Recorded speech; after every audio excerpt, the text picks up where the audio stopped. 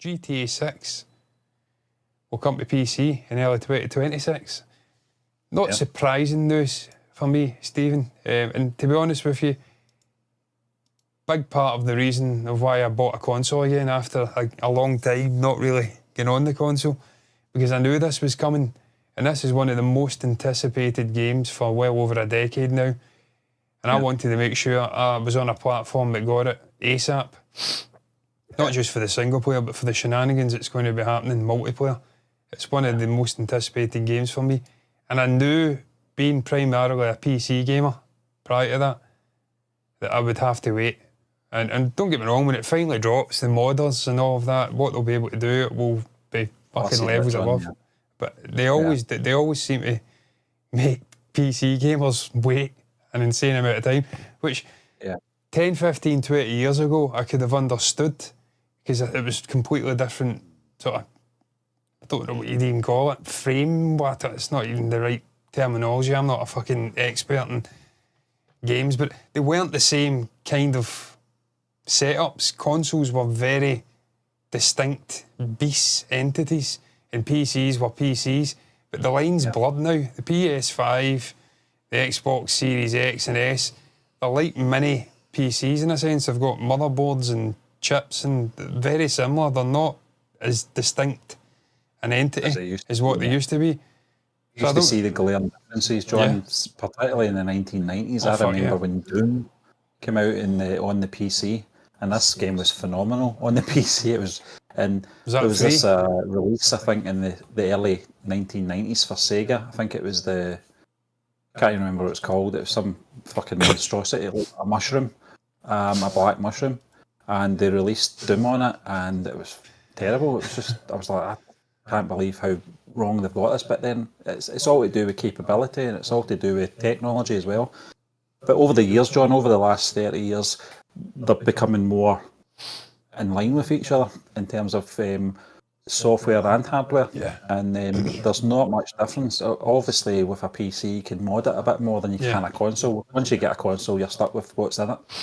But I mean, they only optimise it to a certain level, and at some point it's ever diminishing returns. You can go and spend £15,000-20,000 in some cases on a fucking ridiculous, mega future-proofed PC. It's quite a longer life on a PC though than you would in a console, though. But you're not going to get much better. There is obviously a dead end eventually with the sort of progress of performance and look.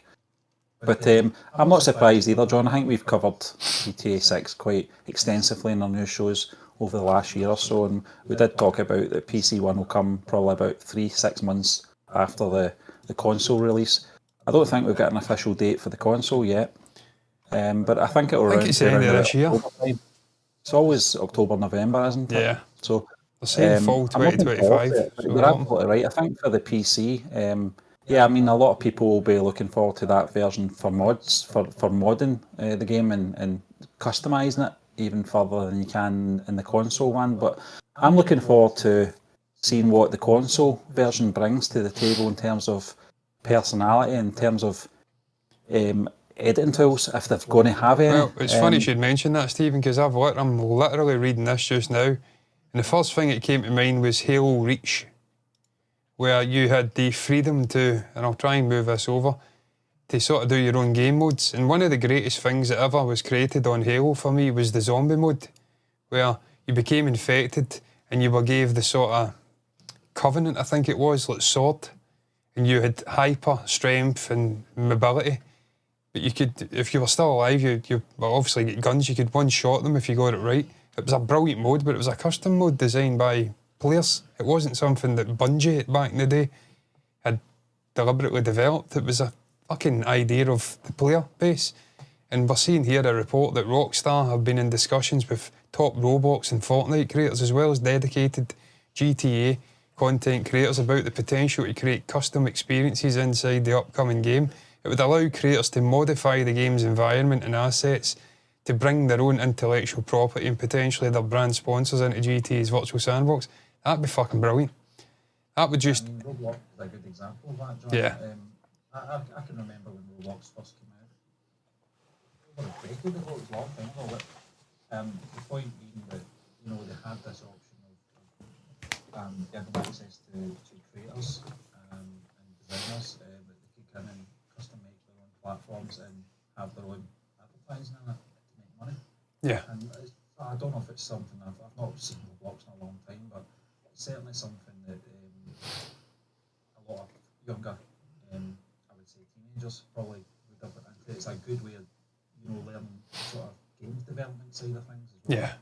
And you're going to make money out of it as well. So it's a good thing. Whether you can do that in GTA is another thing. It's a bit more complex, isn't it? Obviously, the tools being used to create. I don't know where this one's based. I don't know if is it Florida or something. Is it sort of Miami? Yeah. The way we had one of the previous versions, Vice City, was it? I don't know. I don't really know how that would work with sort of freelance content creators or developers get into creating these worlds in their own sandbox. I take it would be their own private server. I don't think it would be something that would be open to the public, surely. Well, I mean, with Halo, it was opened. You had custom game modes you went in, and you could play like the zombie, you could do different things. And people loved it. It was one of the most popular things. You could go in and modify the maps and do different things, and it gave freedom. And what that did was it lengthened the enjoyment of the game for a whole host of people. And I think there's still people playing Reach to this day. Yeah. And I mean, that can only be a positive thing. You can have the official release online like they did with GTA 5 for the best part of a decade, giving you the sort of missions and sort of, I don't know, heists and whatnot. You can have that, but then you can have an alternate where interesting and different things are being explored. That would give variety to the game. And that's what we need. We need to have more interaction with the fan base or the player base. You need to have more interaction with environments in the game. This is one of the things that this game's been crying out for multiple releases now. I can't remember if it was Grand Theft Auto 5 that had modes where you would get into like an arena where everyone would have a rocket launcher. Yeah.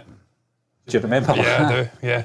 Everybody would just be blowing each other up. That's something missing from GTA 6. Something really, I don't know, soulless about GTA 5. Something really soulless about it. I think it might have been GTA 4 I was talking about with the arena stuff with the rocket launchers, etc.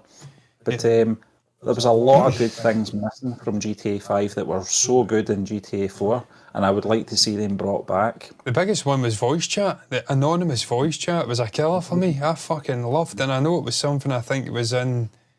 What was it in? Because I know Lemmy might have been Fortnite. I don't think it was anonymous, because he was just winding people up, period, and didn't give a shit.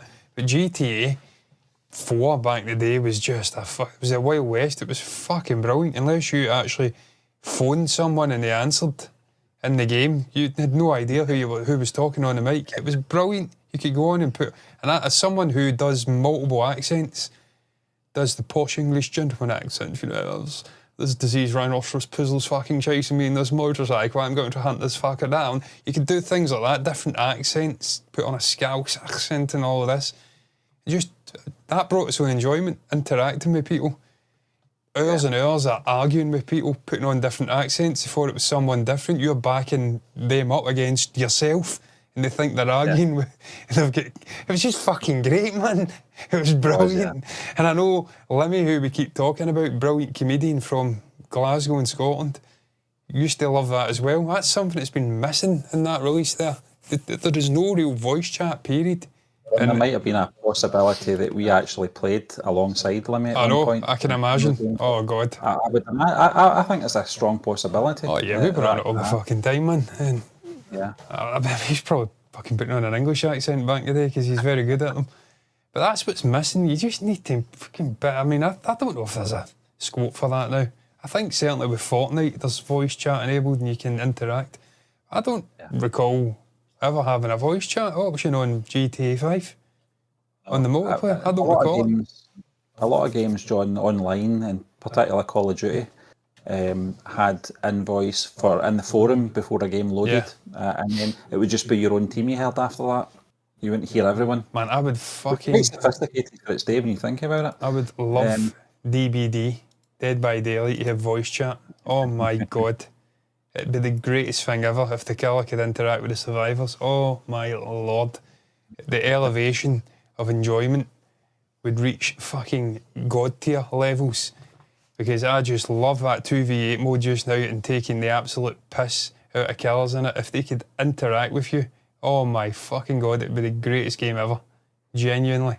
That's what we need. We need more voice sort of options in games again, like back in the day when multiplayer was in its infancy, and consoles anyway, on the likes of Xbox Live and whatnot.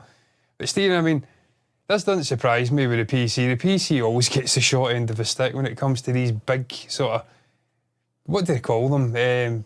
What's the name of it? There's a name for the sort of, I can't remember. The top games released, there's a specific fucking title for these big, like massive budget games that come out. I can't remember the title, it doesn't fucking matter. But they always get the short end of the stick.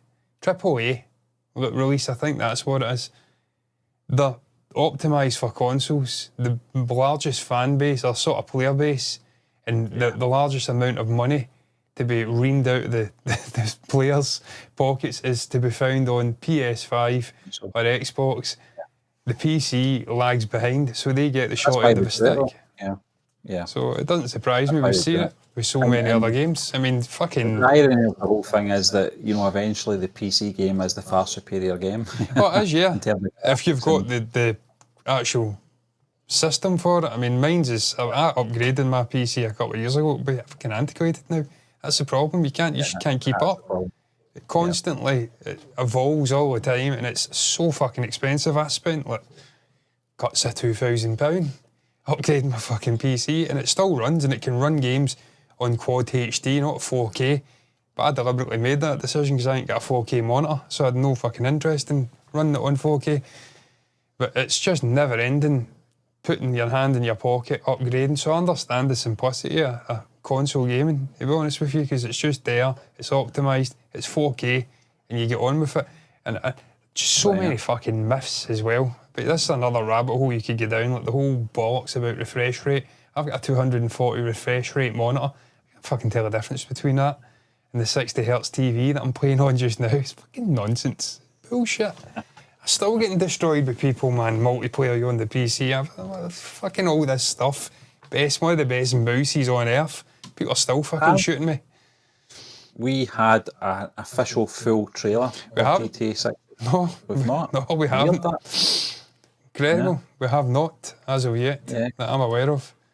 Yeah. Which is... I'm nervous about that. I think it will. I think it will come out. I think we'll get it probably in the next couple of months. Yeah, I think it'll be summer, and then it'll announce the release date.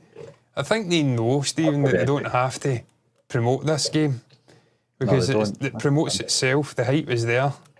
Yeah. And you just know it'll be revolutionary in terms of the mechanics of the game, what they're going to... I think they'll utilise AI.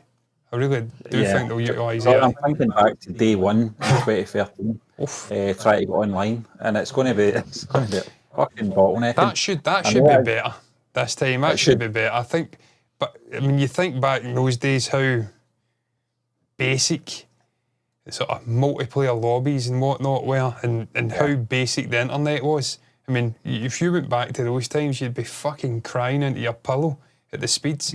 I've got like 1 meg internet, and I know you've got very quick internet as well, Stephen. I mean, there shouldn't be an issue now. There's enough developers like Fortnite and fucking what was Roblox and other big, obviously, is it Infinity Ward that do Ubisoft that do Call of Duty? They have got incredible knowledge on how to cater to massive. Yeah, I mean, they learn from. I don't want to say the mistakes, but that was a mistake. I mean, it's not like it was a new thing at that point, but it was just one of those things. You and I think we tried for a couple of days and then we just left it for about a week. Well, I remember it well. Lamar, I think, was the character who took you through the tutorial for online, and I think I did it 5 times. And I was fucking... No wonder I'm a slaphead now, because I was ripping the hair out of my head, even back then. I had much more hair back then. That's one thing I would like to get back and get again. It's the hair. Get on the minoxidil. Saved the air before it ran up my fucking forehead.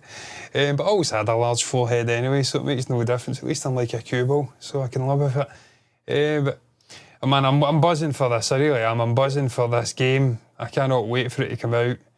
Really looking forward to seeing what sort of innovations they've brought to it. And getting back again to what we discussed the other day and earlier on in this stream, Stephen, about comedy and pop cultural references and not pulling your punches. It's something Rockstar have been renowned for. Satirising and just straight up reaming and molligating modern day figures and businesses and making references to everything and anything and not giving a shit. I do not want to see a fucking castrated version of GTA. It has to be completely balls to the wall crazy, allowed to do its thing. Fuck the people that get offended. They can just bugger off and play another game. Doesn't matter. They have to be allowed to do their thing. I do not want to see this getting tarnished like other things, films, TV shows, everything. This has to be. I think that's what made it what it was, though, John. It was as controversial as it might be to some people, and some of the people had their way, didn't they? I think Rockstar had released a game in the early 2000s which was banned, Manhunt or something. Can't remember what it's called. Yeah, because some little fucking arsehole killed a kid at school or something, and they blamed it on that because he was playing that. The school bully one as well, I think there was one, wasn't there? Yeah, that was brilliant, that game, yeah. Yeah. But I mean, they've always had their critics, Rockstar, and it's, they don't. I've never seen them fold once in terms of what they're trying to put out in their product. Either, as you said, you either like it and you enjoy it, or if you don't like that, then stay away from it. It's as simple as that. Yeah. No? And I find it refreshing that they'll not change their ways. I doubt it very much. It'll not be watered down, this version, in any sense. If anything, it might be the other way. I think a lot of it will be very tongue-in-cheek, and a lot of the humour will be very underhanded as well. Very, if you know, you know. So that's the way it's always been, though. The way they work. Yeah, it's just it's good. They've got a good writing team in terms of scripts and themes and tones, as well as obviously the sort of technical side of these games. They've got a good team that really make these characters stand out and they're fully formed. That you mentioned it, Lamar, Tony, what was it, Tommy Vercetti? Tommy Vercetti, yeah. Just these characters, Claude from GTA 3. Vice City, you had Lance Vance, who was fucking great, yeah. Just all these great characters that pop and remain. Cal, the San Andreas. Trevor. So, Trevor from GTA 5. Yeah, mental. And Nico Bellic. And with it being set in Florida is renowned for being a bit of a crackpot haven, where they're just fucking absolutely batshit crazy. I mean, you could set it in Texas and it would probably be the same thing, but different. But Florida is renowned for being full of mentalists, of a whole different, variety. So you couldn't really set it in a better place. The trailer was nailed it. Oh yeah, just fucking nutbars. Yeah. Absolute nutbars. Stephen, I want to see hurricanes and stuff like that coming in. This is another thing that we've seen in Red Dead that sort of, what would you call it? I don't know what you'd even call it. Like, not real time, but evolving weather. Where it could be sunny, then you'd see it clouding over, then you get thunderstorms and you get different weather conditions, snow.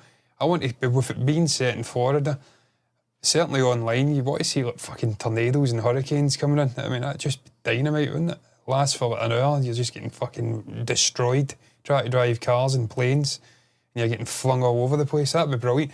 But what he says also, and what I say is, I'm reading another article. I mean, it's not really about the content of the game, but you've got ex-Blizzard president Mike Ibarra, I think his name is, saying that Rockstar don't give a shit. They do what they want. They don't even listen to their publishers. So I hope that's something that carries over to the actual game, and I hope we don't see it getting neutered and we end up with some half-arsed, really, I don't know, watered-down version of a classic gaming franchise, because we've seen it with so many other things, these panty waiters fucking moaning about being offended. Well, tough shit. Life's about getting offended. Got to grow some minerals and get on with it. But look, speaking about getting on with it, shall we move on to this final topic very briefly? What's your thoughts on GTA 6? Are you a PC gamer primarily? Are you crying into your pillow over the shock announcement that it'll not come out until early 2026? There's nothing shocking about it. And realistically, the way this is going, we'll be lucky to get it on the console in 2025 as well. And even if it does, it'll be late 25. So you're talking like 3-4 months of a difference. There's so many good games on the PC, you'll not miss it. That's what it is. Share your thoughts down below though if you've got anything to say.